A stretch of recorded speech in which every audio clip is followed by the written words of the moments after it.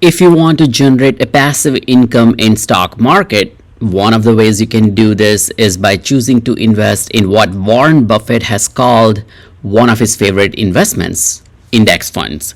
Index funds are a passive form of investing that many people consider because they allow you to invest in a large group of companies without having to research and select individual stocks yourself. But if you are completely new to investing, you might be wondering, what exactly is an index fund? How does it work? Which index fund should you choose? How do you actually buy one? And perhaps most importantly, when should you sell? In this video, I'm going to walk you through everything you need to know about investing in index funds step by step.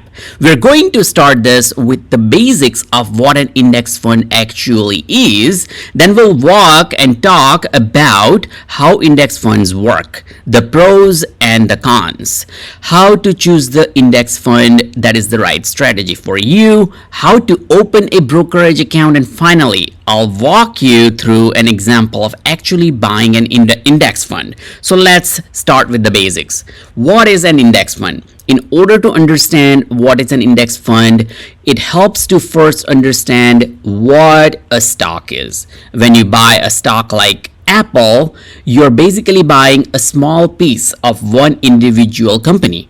That company is identified by a ticker symbol. For example, Apple's ticker symbol is AAPL. When you own that stock, your investment is primarily based on the performance of the individual company. If the company performs well, your investment can increase. If your company performs poorly, your investment can decrease. An index fund works differently. When you buy an index fund, you're buying one fund that composed of a group of different stocks. The fund is designed to mirror a particular market index.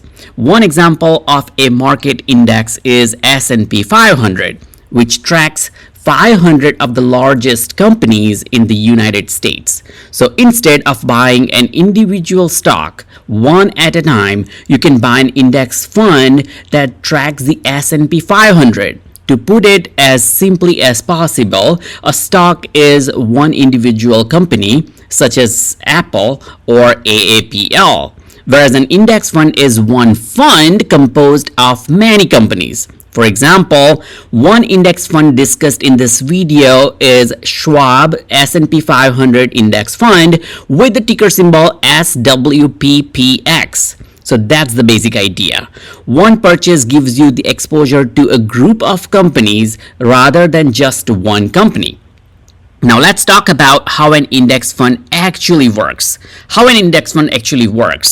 As we just discussed, when you buy an index fund, you're buying one fund that mirrors the market index such as S&P 500. That means the performance of the index fund is based on the performance of the index that it tracks. For example, if the S&P goes up 1%, your index fund will generally move in the same direction. And if the S&P 500 goes down 1%, your index fund will also generally move down. It's a relatively simple concept. Instead of trying to figure out which individual company is going to perform the best, you are investing in a group of companies that represents the index. Historically, the stock market has averaged around 10% annual returns over long periods, although the return in particular year can be very different. For example, if you had $1,000 invested and earned a hypothetical 10% return, that would be $100 of growth. But there is something very important you need to understand. A return in the stock market is not guaranteed. There will be years when the market goes up, and then there will be years when the market goes down. You can lose money in this whole situation. There is always risk involved when investing in the stock market. So the index funds aren't a guaranteed way to make money. Instead, the idea is to invest for the long term, and that brings us to the pros and cons. There are several reasons why people choose index funds. The first major advantage is lowering the risk compared to investing in a single company. When you invest one individual stock, your investment is heavily dependent on that one company. But when you invest in an index fund, you're investing in many different companies. Some of the companies might perform well, while others perform poorly. Because you're invested across many companies, the performance isn't determined by just one business. That's one of the major reasons why index fund can be an attractive way for the beginner investors. The second advantage is long-term growth potential. Index investing isn't designed to be a get-rich-quick scheme or a strategy. It's about giving your money time to potentially grow. Historically, the stock market has produced positive returns over long periods, although there are no guarantees. The longer you invest, the more time your money has potential to grow. The third advantage here is that the index funds are passive. What does that mean? That's one of the biggest reasons people like them, because when you buy an index fund, you don't have to constantly research individual companies. You don't have to decide every day which company you're going to buy or sell. You don't have to constantly watch the stock market. The basic strategy is to buy and hold for the long term. That's why the index funds can be appealing to someone who doesn't want to keep investing back and forth. So there are some of the biggest advantages, but the index funds aren't perfect either. There are also some disadvantages you should understand. So let's talk about the cons of the index fund. The first disadvantage is that you generally aren't trying to outperform the market. The entire purpose of an index fund is to follow the market index.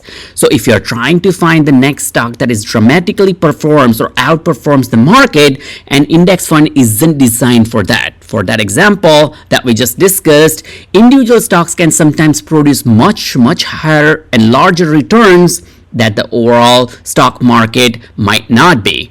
But there is a major trade-off. Finding those winning stocks is extremely difficult. Even experienced investors can have trouble consistently outperforming the market. The second disadvantage is slow growth. Index investing is not get-rich-quick scheme. If you're trying to build significant wealth through index investing, it can take many years or even decades. Individual stocks can sometimes grow much faster, as we just discussed, but they also can fall much faster. So the potential of a higher return comes with greater risk. So it's risk versus reward. The third disadvantage here is probably the simplest one. Index investing can be boring. If you are just someone who enjoys constantly researching companies, watching prices move, and making the frequent investment decisions, index investing might not feel very exciting. Index funds are generally about buying and holding, not buying and selling all the time. Individual stocks can be much more active that you buy and sell. So before investing, you need to consider the pros and cons and decide the approach that makes the most sense for you. For someone who wants a passive approach and doesn't want to constantly worry about the individual companies, index fund can be appealing. Now that we understand the advantage and disadvantages, let's talk about how to choose an index fund. Choosing the right index fund is very important. Once you understand the basics of index investing, the next step is choosing an index fund. There are many index funds available, and the funds that track the same market index are designed to produce similar market performance return. However, there can be still some important differences between the funds. So what should you look at?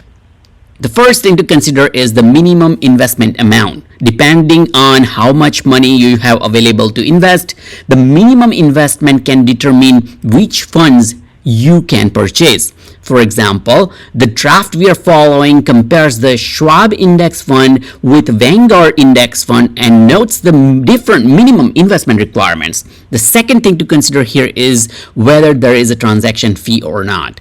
Depending on the brokerage that you use and the funds that you choose and the money that you invest, you could encounter a fee for buying those shares. The basic idea here is to pay attention to the relationship between the fund and your brokerage. For example, if you're trying to buy a Schwab index fund, using Schwab as your brokerage can help you avoid certain transaction fees. Likewise, if you're choosing a Vanguard index fund as an example, you're choosing Vanguard. If you use Vanguard, your brokerage may make more sense. The third thing to consider here is the expense ratio. An expense ratio is the fee associated with operating and managing the fund. Now, index funds generally have very low expense ratios compared to many other investment options. For example, the draft companies' fees from Schwab and Vanguard are emphasizing and looking for a low expense ratio. The lower the expense ratio, the less of your investment goes towards the fund expenses. And finally, you want to understand whether you're buying an index fund or an ETF. ETFs are exchange traded fund and they're very similar to the index funds, but they aren't exactly the same thing. So if you're specifically looking for an index fund, make sure you understand exactly what you're purchasing. So when you're choosing an index fund, pay attention to number 1, minimum investment, 2, transaction fees, and the third one is the aspect ratio. And whether you're buying an index fund or an ETF, that's something that you want to take care of as well. Once you have decided the index fund that you want to invest in, the next step is to open up a brokerage account, right? Write down in the comment section below what index fund that you prefer once you do your research, so others can also get the benefit of it, right? Also, don't forget to hit the like and subscribe button. Opening up a brokerage account is basically an investment account that allows you to buy the investment. So for an American investor, you can open an account with brokerage such as Schwab or Fidelity or Vanguard, so on and so forth. The process is pretty simple and that can be done online. Once you have opened an account and funded it, you'll be able to purchase the investment through the brokerage account. Again, the brokerage you choose can matter, depends on the index fund that you're planning to purchase.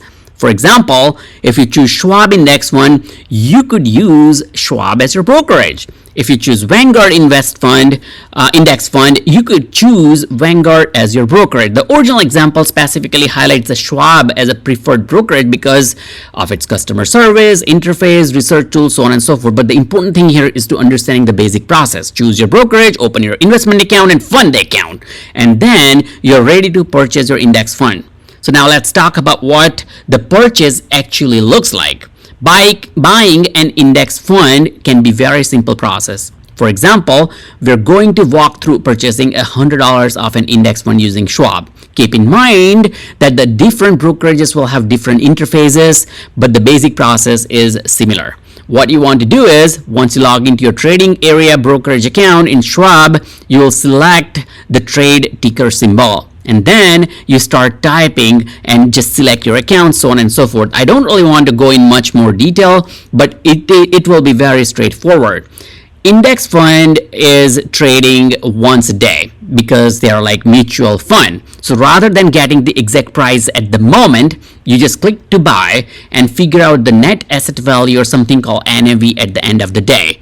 Like you are now an investor. When do you consider buying and or selling an index fund? So in this case, we already have bought the fund. So let's talk about selling an investment that you just bought, this index fund. Basic philosophy behind index investing is a long-term investing. You're investing because you want your money to potentially grow over time. So ideally, you're not going to buy an index fund with an intention to sell it tomorrow or constantly buying and selling. If the market goes up, you will see that you have made a profit.